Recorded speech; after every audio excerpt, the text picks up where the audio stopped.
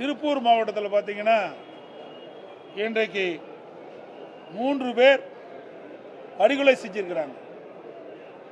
தினந்தோறும் தமிழகத்தில் கொலை, கொள்ளை, வழிப்பறிவு, பாலியல் கூட தொடர்ந்து நடந்துட்டு இருக்குது. நானும் தொடர்ந்து அறிக்கையின் வாயிலாக வெளிப்படுத்திட்டு இருக்கிறேன்.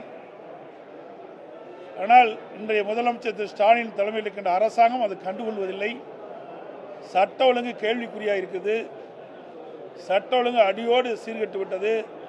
அதனால் இன்றைய தினம் 3 பேர் திருப்பூர் மாவட்டத்தில் படுகொலை செய்யப்பட்டிருக்கிறாங்க.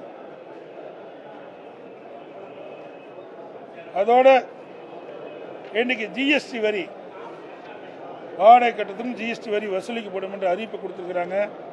இன்றைக்கு அதை குறித்து வியாபாரிகள் போராட்டத்தில் ஈடுபட்டிருக்கின்றாங்க. இதையெல்லாம் இந்த அரசு மத்திய அரசோடு தொடர்பு கொண்டு இதை ரத்து செய்வதற்குண்டான நடவடிக்கை மேற்கொள்ள வேண்டும். ஏன்னா கொரோனா காலத்தில் வணிகர்கள்லாம் கடுமையாக பாதிக்கப்பட்டுட்டாங்க. இந்த சூழ்நிலையில் வரி மேல் வரி போட்டு அவள் கடுமையாக பாதிக்கக்கூடிய சூழ்நிலையை இன்னைக்கு மத்திய மாநில அரசு ஈடுபட்டு என்பது வேதனைக்குரியது.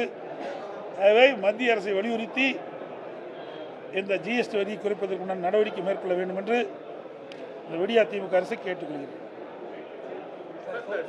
அதே போல இன்றைய தினம்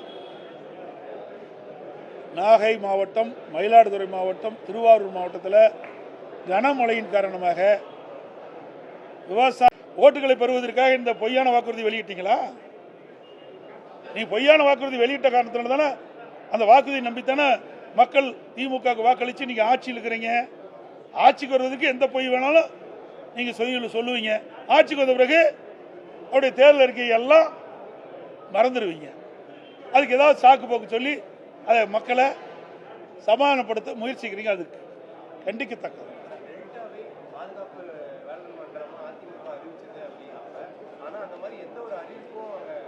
அதுக்கு தான் நான் விளக்கமாக அறிக்கை விட்டுல தம்பி, விளக்கமான அறிக்கை தெளிவுபடுத்திட்டேன். எங்களுடைய ஜெயக்குமார் அவர்கள் தெளிவுபடுத்திட்டார். அதிமுக அரசு இருக்கின்ற பொழுது இந்த பாதுகாக்கப்பட்ட வேளாண் மன்றம் அறிவிக்கப்பட்டது. வேளாண் துறை மாநில பட்டியலில் வருது. அதை புரிஞ்சுங்க, வேளாண்மை துறை மாநில பட்டியலில் வருது.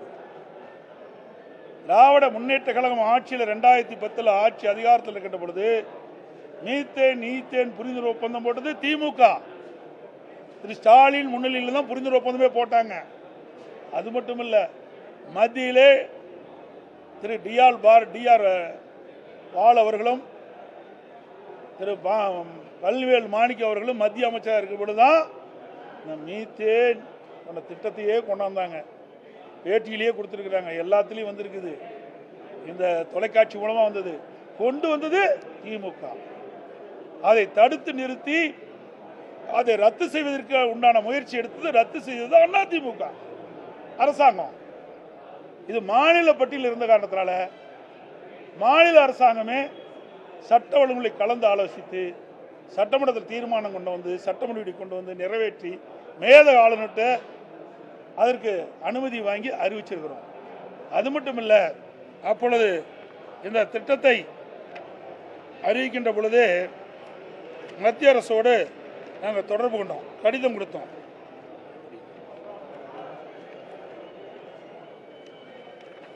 மத்திய அரசுக்கு கடிதம் எழுதணும். முதலமைச்சர் இருக்கும் பொழுது இந்த கடிதம் எழுதணும் மத்திய அரசாங்கம். அப்பொழுது என்னுடைய ஜெயக்குமார் அவர்களே அப்பொழுது மத்தியில் இருக்கின்ற சுற்றுச்சூழல் துறை அமைச்சரை பார்த்து இந்த கடிதத்தை கொடுத்தாங்க. அப்போ மத்திய சுற்றுச்சூழல் அமைச்சர், மத்தியில் இருக்கின்ற சுற்றுச்சூழல் அமைச்சர் நான் உங்களுக்கு நான் பதில் கொடுக்குறேன், விரைவாக அதற்கு பதில் கொடுக்க சொல்லி எங்களுக்கு பதில் கொடுத்தாரு. அப்போ சொன்னார், இது வேளாண் துறை மாநில பட்டியலில் வருது, அதனால் நீங்களே இதற்கு சட்டம் இயற்றி இந்த பாதுகாக்கப்பட்ட வேளாண் மன்றத்தை கொண்டு வரலாம்னு சொன்னாங்க. அதன் அடிப்படையில் நான் கொண்டு வந்தேன். அந்த அடிப்படை இருக்கிற காரணத்தால் தான் 5 ஆண்டு காலமாக டெல்டா மாவட்டத்தில் எந்த விவசாயிகள் பாதிக்கக்கூடிய எந்த திட்டத்தை கொண்டு வர முடியல. அதை ஸ்டாலின் அவர்களே சட்டமன்றத்தில் தெரிவிச்சிருக்காரு. பாசன பகுதியையும் பாதுகாக்கப்பட்ட வேளாண் மண்டலமா அறிவிக்கணும் விவசாயிகள் கோரிக்கை வைக்கிறாங்க. அது இந்த அரசாங்கம் தான் செய்யணும். அனைத்து இந்திய அண்ணா திராவிட முன்னேற்ற கழக அரசுகின்ற பொழுது இதே புரட்சித் தலைவர் அம்மா இருக்கின்ற பொழுது உச்சநீதிமன்றத்தில் அது வழக்கு நடந்துகிட்டு இருந்தது. அந்த வழக்கு நடைபெற்றுகின்ற பொழுது 136 142 அடியாக உயர்த்தி கொள்ளலாம் என்று முதற்கட்டமாக உச்சநீதிமன்றம் தீர்ப்பு கொடுத்தது. அதன்படி மாண்பு அம்மாவில் இருக்கின்ற பொழுதே 136 அடியிலிருந்து 142 அடியாக நீர்மட்டத்தை உயர்த்தப்பட்டது. அப்புறம் 142க்கு பிறகு 152 அடியாக அணையினுடைய நீர்மட்டத்தை உயர்த்த வேண்டும். அதற்கு மத்தியில் இருக்கிற ஒரு பாதுகாப்பு அமைப்பு ஏற்படுத்தினாங்க. மாநில அரசு மத்திய அரசில் இருக்கிற வலுநிலை அமைத்து அந்த அணையினுடைய உறுதித்தன்மை ஆராய்ந்து அந்த உறுதித்தன்மையின் அடிப்படையில் இதையெல்லாம் அந்த அணையை பலப்படுத்த வேண்டும் என்று இன்னைக்கு மத்திய அரசு அந்த குழு தெரிவித்து அதன் அடிப்படையில் மாண்பு அம்மாவுடைய அரசு இருக்கின்ற பொழுது அந்த அணையை உறுதிப்படுத்துவதற்கு உண்டான நடவடிக்கை மேற்கொண்டோம். ஆனால் கேரள அரசு அதுக்கு முழுமையான அனுமதி கொடுக்கல. அந்த அணையினுடைய இரு பக்கங்கள் இருக்கின்ற மரங்களை வெட்டுவதற்கு கூட அனுமதி கொடுக்கல. மரங்களை வெட்டுகின்ற பொழுது நம்ம அதிகாரிகள் மீது வனத்துறை வழக்கு பதிவு செஞ்சிட்டாங்க. அது மட்டும் இல்லாமல் அந்த அணையை பலப்படுத்துவதற்கான அந்த மெட்டீரியல்லாம் கொண்டு போக முடியல. கட்டுமான பொருட்கள்லாம் கொண்டு போகிறதுக்கு இதில் வனத்துறையில் அனுமதி கொடுக்கல. இப்படிலாம் இருந்த காரணத்தினால தான் அந்த அணையை முழுமையாக நாம் பலப்படுத்த முடியல. இருந்தாலும் அதிமுக ஆட்சியில் இருக்கும்போது டெண்டர் விடப்பட்டு அந்த பணிகள்லாம் துவக்கி செயல்படுத்தி கொண்டிருந்தோம். இந்த ஆட்சி வந்த பிறகு அப்படி கடப்பில் போட்டாங்க. வருவர்கள் 50 கோடி 100 கோடி கேட்கறாங்கன்னு சொல்லி திண்டுக்கல் சீனியர்ஸ் அவர்கள் பேசிட்டு இருக்காரு சார். அது ஒரு விமர்சனமா பேசப்படுது. ஆமாம், திமுக கொடுத்ததில்ல, அதுதான் சொல்கிறாரு.